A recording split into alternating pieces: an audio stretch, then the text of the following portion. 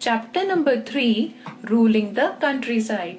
तो इस चैप्टर में हम ये पढ़ेंगे कि जब कंपनी दीवान बनी, यानी ईस्ट इंडिया कंपनी जब दीवान बनी तो उसने कौन से नए मेथड्स बनाए रेवेन्यू जनरेट करने के, और साथ ही उस टाइम की एग्रीकल्चरल कंडीशंस क्या थी, ये भी जानेंगे हम अपने आज के चैप्टर में। तो चलिए शुरुआत करते हैं।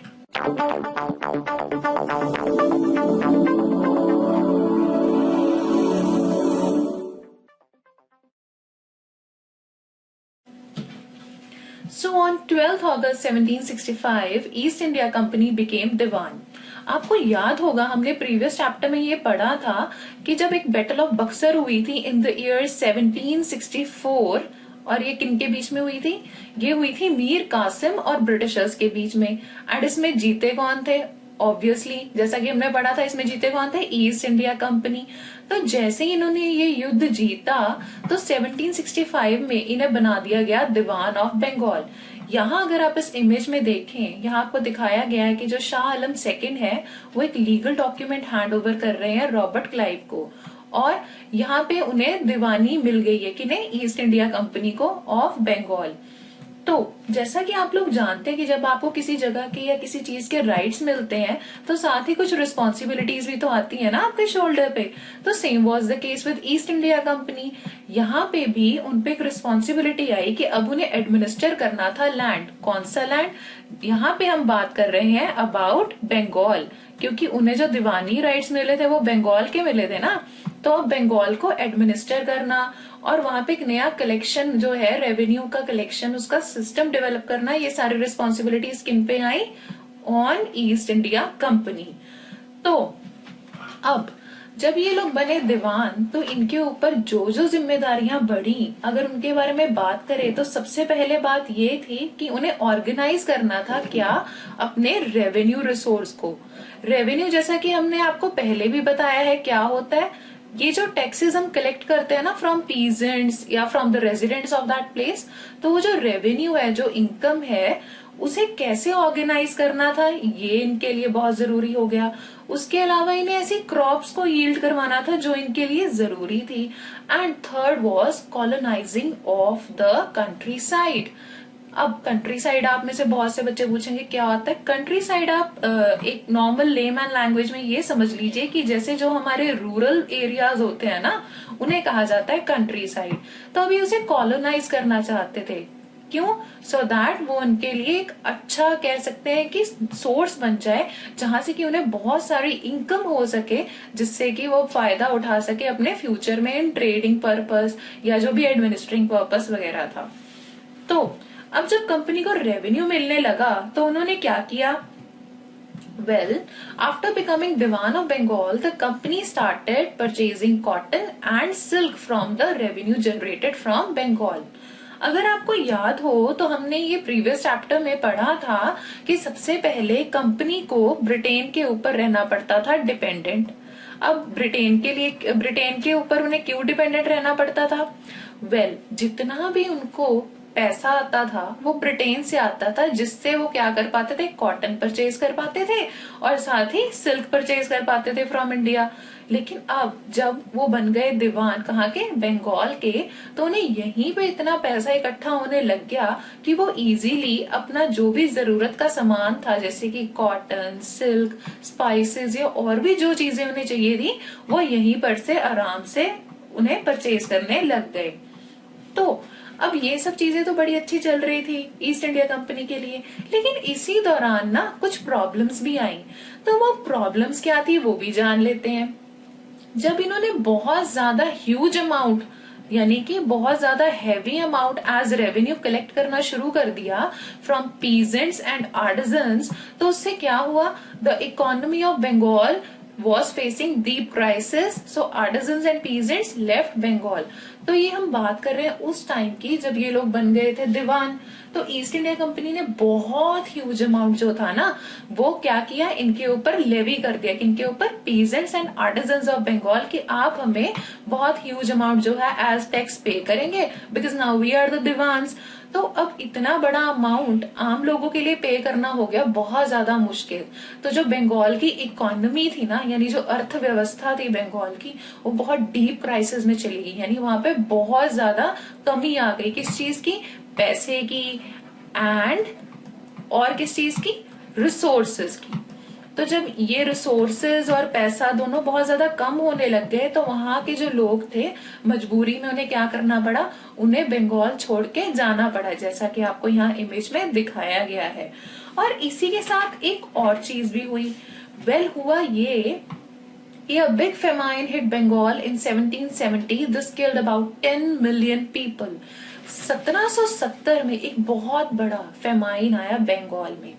यानी वहां पे एक इस तरह की कैलेमिटी हुई जिसकी वजह से 10 मिलियन जो लोग थे उनकी डेथ हो गई। अब ये अबाउट 1/3 ऑफ पॉपुलेशन था उस टाइम बंगाल का, जो कि वहां से वॉश आउट हो गए। Either some of them were killed और some of them had to left the place because there was no food, no resources, no money left with them. So as you can see in this image, आपको यहाँ पे क्या दिखाया गया है कि उस टाइम के जो लोग थे उनकी कितनी बुरी हालत आपको दिखाई गई है ना। कि देखिए उनके पास कुछ भी नहीं है, बीमार हैं, खाने को भी कुछ नहीं है, पैसे भी नहीं है। तो बहुत मतलब एक कह सकते हैं कि बहुत ही ज्यादा बुरी जो थी कंडीशन थी उस टाइम बंगाल के लोगों की, और उन्हें बहुत ज्यादा प्रॉब्लम फेस करनी पड़ रही थी इन 1770। तो जब ये सब चीजें हुई ना कि जैसे लोग छोड़ के जाने लग गए बंगाल को, और साथ ही ये फेमाइन वगैरह आ गया, तो उस टाइम क्या हुआ? जो ब्रिटिशर्स थे उन्हें लगा कि उन्हें कुछ ऐसे स्टेप्स लेने चाहिए। कैसे स्टेप्स? कि जिससे क्या हो, कुछ इम्प्रूवमेंट हो। अब ये इम्प्रूवमेंट से हमारा क्या मतलब है? सबसे पहले उन्होंने सोचा कि we should do something to improve the agriculture. So now the company wanted to improve agriculture in order to stop the decrease in its revenue.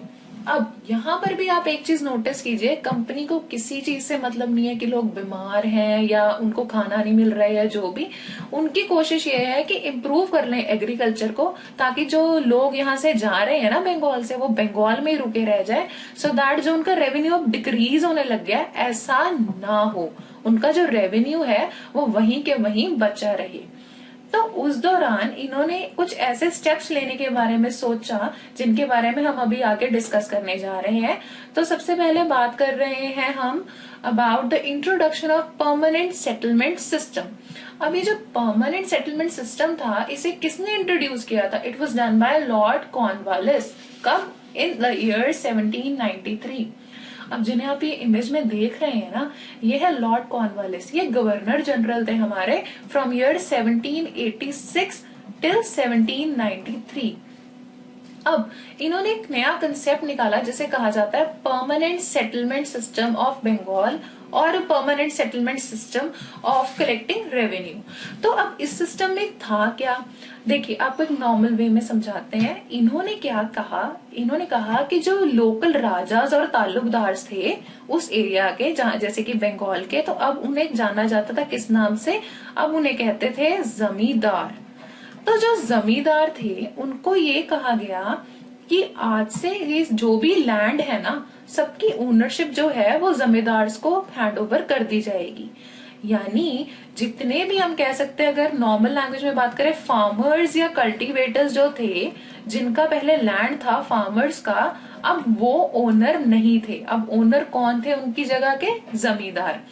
तो परमानेंट सेटलमेंट सिस्टम में इन्होंने ये तरीका अपनाया कि जो फार्मर है वो क्या करेंगे कि अपना कुछ ड्यूटी या टैक्स जो है वो किसे पे करेंगे? जमींदार को। और जमींदार ये सारा किसे पे करेंगे? ब्रिटिशर्स को। लेकिन यहाँ जो समझने वाली बात है ना, वो ये है कि वो परमानेंट सिस्टम था। दिस मीन्स कि एक अमाउंट था जिसे ब्रिटिशर्स ने क्या कर दिया था? फिक्स।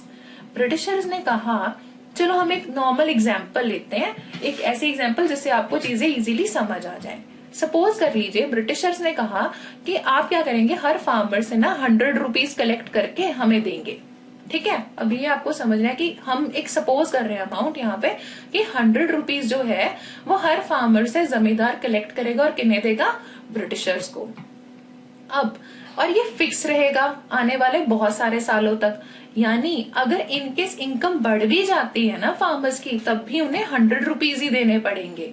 सो उनका ये मानना था ब्रिटिशर्स का कि अगर हम ऐसे एक अमाउंट फिक्स कर देंगे तो जो फार्मर्स हैं अगर उन्हें किसी तरह की एक्स्ट्रा इनकम होती है, लेट्स से कि उन्हें 200 की इनकम हो गई या 300 की इनकम होगी, तो जो बाकी का बचा पैसा है ना, ये 100 रुपीज देने के बाद जो बाकी का अमाउंट बचता है वो फार्मर्स के लिए एक बेनिफिशियल पॉइंट होगा। उससे वो क्या कर पाएंगे, वो अपने जो एग्रीकल्चर है उसको इम्प्रूव कर पाएंगे, वहां पे और ज्यादा बेटरमेंट कर पाएंगे। तो ये चीज किसने सोची थी, ब्रिटिशर्स ने। But now the question rise that did it go as per the plan. Well, यहाँ पर भी एक प्रॉब्लम अराइज हो गई। So the problem was that soon it was discovered that the zamindars were not investing in the improvement of land. मतलब ऐसा था कि रेंट जो था ना वो इतना हाई था, the rent was too high, कि जो जमींदार थे वो कुछ भी इन्वेस्टमेंट कर ही नहीं रहे थे। एंड जब वो इन्वेस्टमेंट नहीं कर रहे थे एग्रीकल्चर इम्प्रूव करने के लिए, तो इन रिटर्न क्या किया गया, वेल ब्रिटिशर्स ने क्या किया, the zamindaris were auctioned by the company. यानी जैसे सपोज कर लीजिए कि एक जमींदार है and as he was not investing any money for the improvement of agriculture and rent भी नहीं ढंग से पे कर पा रहा था, तो उसे जमींदारी छीनकर किसी और को नीलाम कर दी जाती थी। एंड बाद में कंपनी को ये भी लगा कि दो the income was increasing but the company was getting a fixed revenue. अब देखिए यहाँ क्या था, अगर आपको याद हो हमने कहा था कि उन्होंने रेंट फिक्स कर दिया था, है ना, यानी एक बार फिर से अमाउंट सपोज करते हैं कि आप हमें कितना देंगे, 100 रुपीज ही देंगे, उन्होंने तो फिक्स कर दिया। पर कंपनी ये मान रही थी कि अगर फर्स्ट ईयर में सपोज कीजिए उन्होंने 100 रुपीज अर्न किए हैं, यानी कि जो जमींदार है, तो सेकेंड ईयर में उन्होंने कुछ और इंक्रीज अमाउंट अर्न किया होगा जैसे कि 200, एंड थर्ड ईयर में थोड़ा और बेटर हो गया होगा अमाउंट, यानी 300 हो गया होगा। तो उन्हें ये लगता था कि जो जमींदार हैं उनकी तो इनकम बढ़ रही है लेकिन कंपनी की इनकम जो है वहीं की वहीं रह गई है। तो उन्हें ये लगने लगा कि जो कंपनी है उसे एक तरह से क्या हो रहा है, लॉस है, तो लॉस बियर करना पड़ रहा है। तो ये एक सिचुएशन थी। दूसरा ये था कि जमींदार जो थे ना, they were not keen to improve agriculture. अब ऐसा ये इसलिए हुआ कि जो हमारी ईस्ट इंडिया कंपनी थी उन्हें लगता था कि एक्स्ट्रा मनी जो एक जमींदार अर्न कर रहा है ना, तो उसे वो किस चीज के लिए यूज करेगा, to improve agriculture, so that उसे नेक्स्ट ईयर में और ज्यादा इनकम हो। But the reality was what, कि एक तो rent was too high, second thing was this कि जो जमींदार थे ना, दे थॉट कि जब वो बस नॉर्मल आइडल बैठे हैं, जैसा कि आपको यहाँ इमेज में दिखाया गया है कि वो अपना जस्ट बैठा है and he is not working, काम कौन कर रहे हैं, पीजेंट्स, तो सारी मेहनत तो पीजेंट्स को करनी पड़ रही है। लेकिन उसको क्या करना पड़ता है, वो सिर्फ रेंट कलेक्ट करता है पीजेंट से और बाद में से कुछ फिक्स अमाउंट पे कर देता है ब्रिटिशर्स को, और जो एक्स्ट्रा अमाउंट उससे बस बचता है वो उसी की पॉकेट में जा रहा है। तो जब उसे बिना कुछ काम किए इनकम हो रही है, तो जो जमींदार थे ना, इन्होंने कभी भी एग्रीकल्चर को इम्प्रूव करने के बारे में ज्यादा कुछ सोचा ही नहीं। तो ऐसे टाइम पे एक चीज और देखने को मिली, वो ये थी कि जो पीजेंट्स थे उनकी लाइफ बहुत ही मिसरेबल हो गई। मिसरेबल कैसे, देखिए जो लैंड की ओनरशिप थी वो पीजेंट के पास तो थी नहीं, वो किसके पास थी, वो थे जमींदार के पास। तो उन्हें लगता था कि एक तो उन्हें रेंट जो है वो बहुत ज्यादा पे करना पड़ता है, प्लस जो लैंड की ओनरशिप है, यानी जैसे कि जो मालिकाना हक है, वो भी उनके पास नहीं है, वो किसके पास है, वो तो जमींदार के पास है।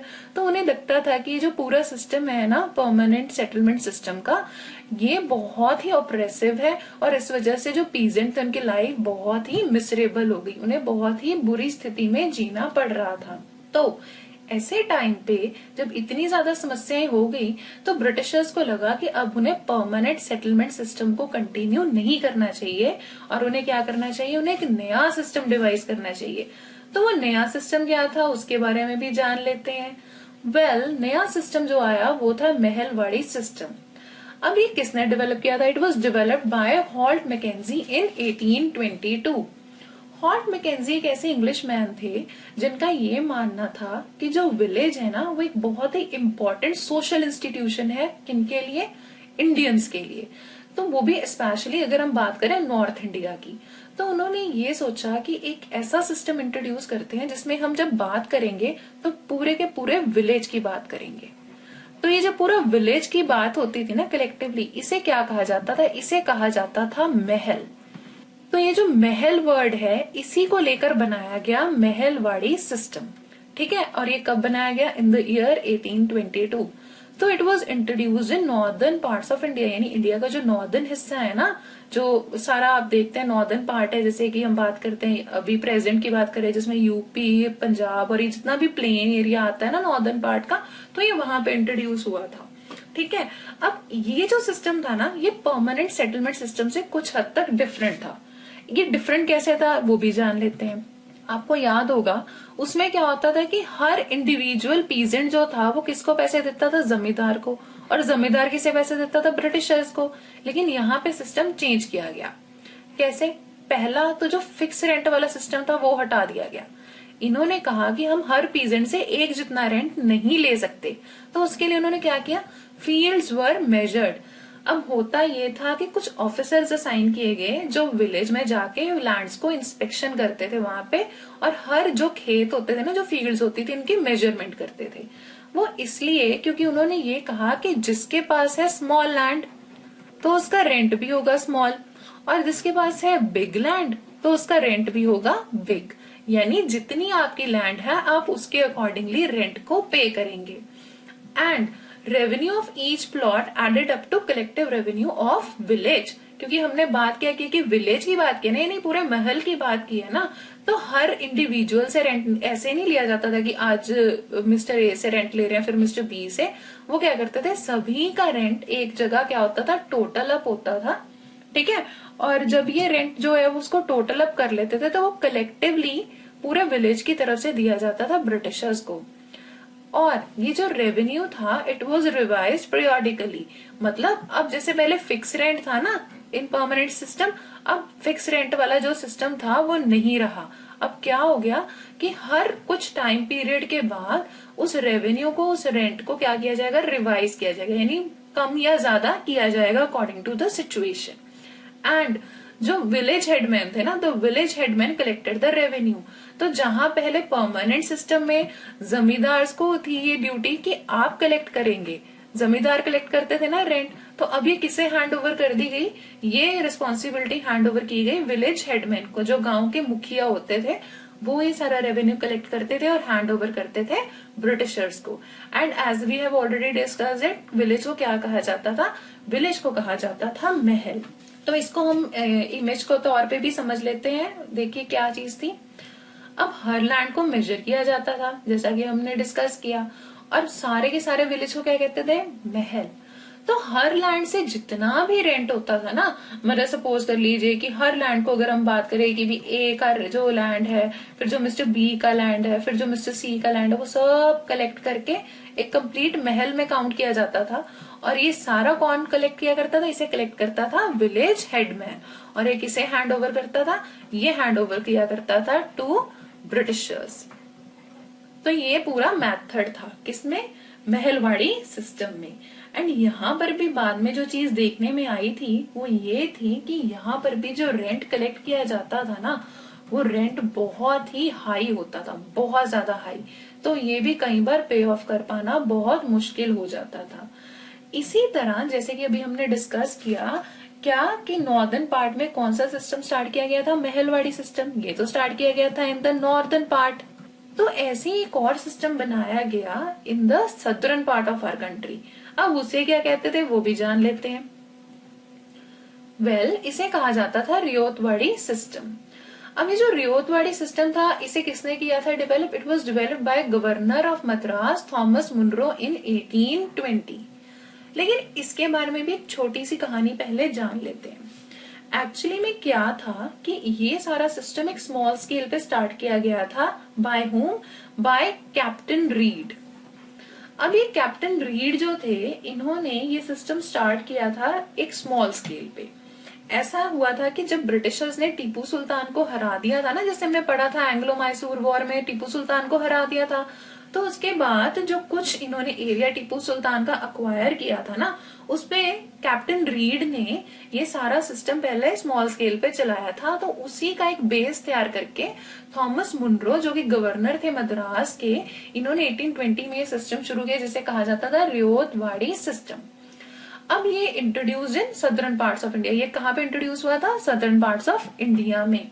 अब इसमें क्या चीज थी, देखिए आपको एक बात बताते हैं यहाँ पे, जो हमारा अगर हम बात करें नॉर्दर्न पार्ट की, जो नॉर्थ का हिस्सा है ना इंडिया का, वहां पे शुरू से एक सिस्टम ये था कि जमींदार हुआ करते थे। पर अगर बात करें सदर्न पार्ट की, तो वहां पे कोई ट्रेडिशनल जमींदार नहीं हुआ करते थे।